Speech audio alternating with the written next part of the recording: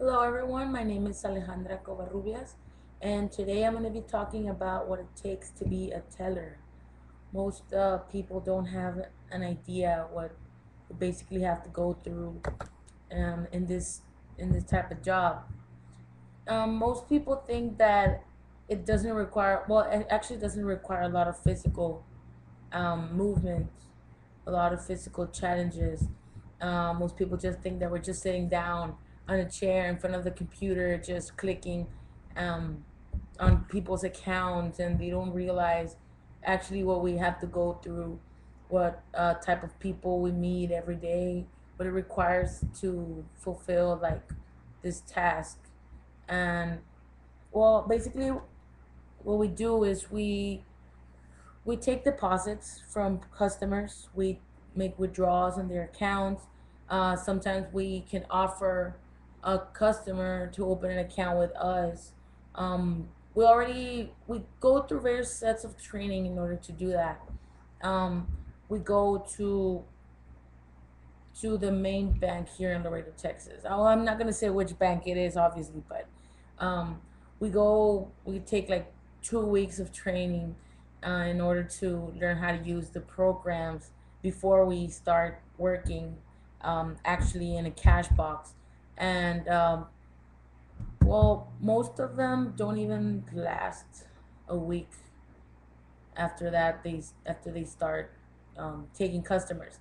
So, well, it's good for people to know what we have to deal with every day. Like we deal with their money. Like I said, we're trained to protect their money, their checking accounts.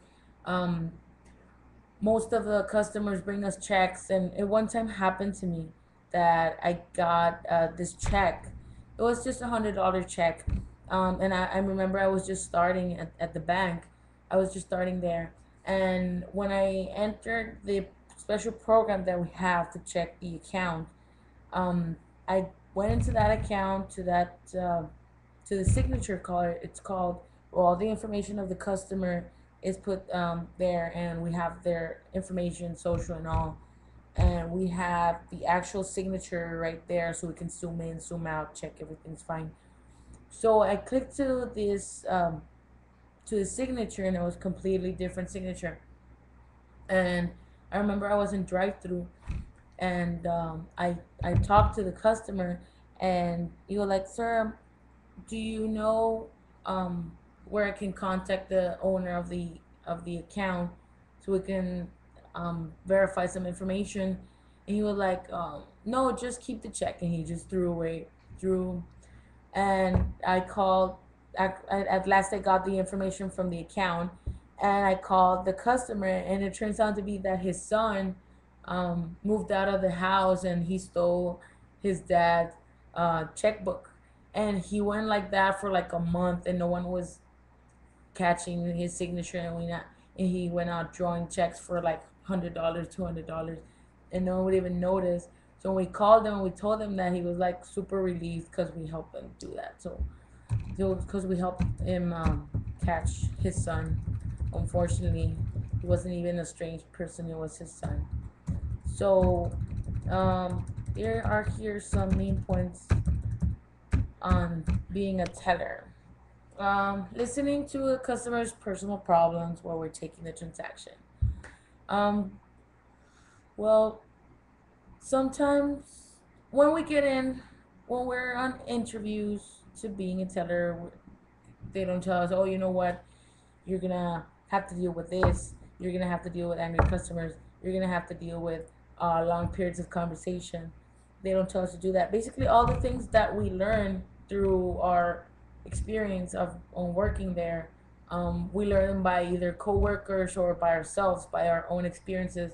So I've learned that you have to be polite with a customer. You just can't cut the conversation off and like, oh, I have to take the next customer now. I remember this one time that I was taking a transaction for a lady, and she was very nice. She was very calm, and we started talking about a lot of stuff, mostly about family. Oh, how's your dad? How's your mom? Oh, she's fine. And she had two little kids with her, and she was talking, no, my kids are amazing, I love my kids, and my ex-husband. And it wasn't funny, but when she said ex-husband, she started like sobbing, and she started like tears came out of her eyes. And I was like, and we had like four customers in the back of the line, and I just didn't know what to do. Like, I didn't know how to react. I didn't know if like to comfort her. And like, I'm a very loving person, and I just wanted to like hug her and stuff, but I was taking a transaction, and we have this line of customers in the back just watching everything I do. So I didn't know how to react. I just let her just talk and talk and talk. She was crying and crying, saying about that he missed um, her ex-husband, and that why her marriage didn't work out. And she went like, oh, I'm sorry, I'm telling you all this, you were just taking my transaction, and I come and cry at your window. And I was like, no, it's okay, you don't have to feel sorry about that. And just trying to comfort her and saying that it was okay. But felt like really bad because, well, I think to myself, like, how bad have she felt that she had to vent with a complete stranger. But yeah, that is one thing that I won't forget. But it helps me um, through my experience there at the bank. Um, One of the other things that we have to deal with, actually, I think it's not only it's in general. Maybe if you're an employee like in another company other than the being a teller, but the the actual reason why customers are angry is because of their money in their accounts. And most of the times, when it comes to the customers accounts, there might be some human mistakes that we may um, do. Like, for example, one time my friend, my coworker Jessica, she was taking a transaction. We have a company, a car, a retail, if you say, Sames. They come and make official checks from customers. They draw a check payable to, for example, Family Chevrolet. So they bring her a check of $1,000, and she just went like that. She cashed the check, and she made a cashier's check out of it. A cashier's check out of a cashier's check is a check that is official, an official check from the bank, that wherever you deposit it, you cash it, you have the funds available because the bank already took your money and made it official with the bank. I'm sorry, I was gonna say the name. Um, and when she did that, she didn't notice that the account didn't have funds. It's a common mistake, but sometimes we make mistakes because we just get used to, oh, this account has the money all the time. This this customer always has a high balance. But in this case, it did not happen like that.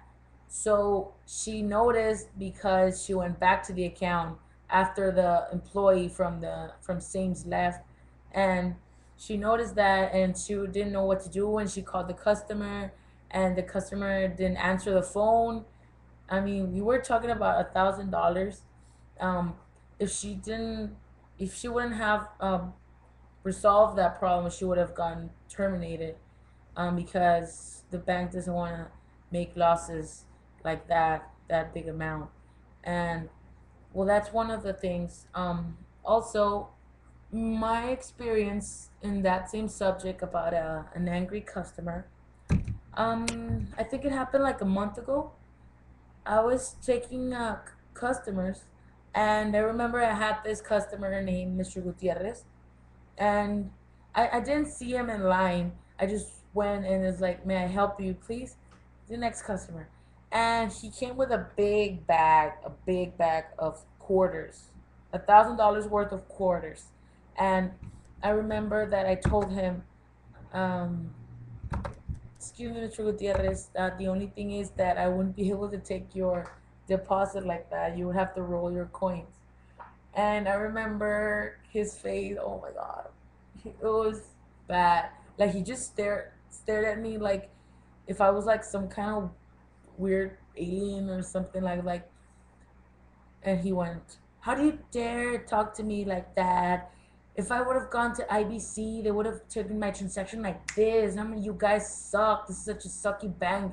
I wish I didn't open my account with you. And I was like, sir, I'm so sorry that you feel like this, but that's the bank procedures. And he was like, well, last time some guy took this for me and didn't have a problem with that. And I don't know why you're giving me a hard time doing this. And I remember that I got so nervous, like I didn't know what to do. And I was like, okay, calm down. So I calmed down and I called my manager, Veronica, which unfortunately she was on lunch hour by that time. And well, we none of us want to be bothered in our lunch hours. So I had to call her because she was the only supervisor that day, and I let her know the situation. I told her, we have Mr. Gutierrez here who's being um, a little upset. He's a little upset because we didn't take his transaction. He has a bag of coin, and he wants to deposit it. So in my part, I didn't know if that bag of coin was complete. What if it would have been missing $100? Would have been missing like $200? So luckily for me, there's this big machine at one of our main banks. There's downtown Laredo, where we send the coin. So what basically works, what how it basically works is that we take the information of the customer, the account number, and we ship the big bag of coin to that bank. So there they have this big machine where they throw the coins and they count every single quarter that's falling. It's like a big how does it called, metal basket, something like that, and it counts the coin and they let us know whether it's complete or incomplete. And if that's the case, they will draw from the customer's account. But fortunately we didn't have a problem with that. Mr. Gutierrez brought like $1,000 worth of coin there. So yeah, I think I learned from that experience that i need to I need to be more calm when it comes to that, because it's normal, I think, when we get customers like this. And yeah. So the other point that I want to talk about is also when you work as a bank teller, you you deal with unpredictable things with customers that need help, that request our help, that it's totally different from the job that we have to do. So, like, customers maybe ask us to do out of the ordinary things. I remember one time that I was I was with a lady. She was making a deposit to her husband's account, and she was like, "I don't know if you can help me with this, but I have a situation. I think that my husband is cheating on me. Can you please, would you be able to tell me some information in the account? Because sometimes he he overspends and he says that he doesn't have money, but I know he has money." So it puts me in an awkward situation because me as a woman, I wouldn't like to be cheated on. Um, I wouldn't like for me to be in that situation, and I put myself in her shoes, and I think, well, yeah, poor lady, like she wants to get that doubt out of her way. But at the same time, I can't do that because it's my job not to. It's my job to protect the actual customer. Even though I think like, oh, that man is cheating on her wife or on his wife. I'm sorry. And I'm like, that's just like a little predicament. Like, what if I tell her and then the customer, and then she tells her husband, and then the husband comes and talks to the bank that why they give that information. So that it's a big no. So I had to do what I had to do, and unfortunately I told her that I couldn't. So it's a little bit sad because I wasn't able to help her with her personal problem, but it's something I had to do. So I remember this other situation concerning that same thing. Um, Me and my friend Alex were were in the drive-through, the motor bank. That's how we call it. and we were just sitting there. And it was summer. I remember it was summer. It was pretty hot. It was last year, and we had a big line that day because it was on a Friday, Friday the on either a first of the month or a 31st, and all of a sudden, like the lady was just already leaving. We already sent the can, and she already took her things, and we noticed that she wouldn't move. And I told him, Alex, look, she's not leaving. Maybe she needs something. And he was like, well, maybe she does. But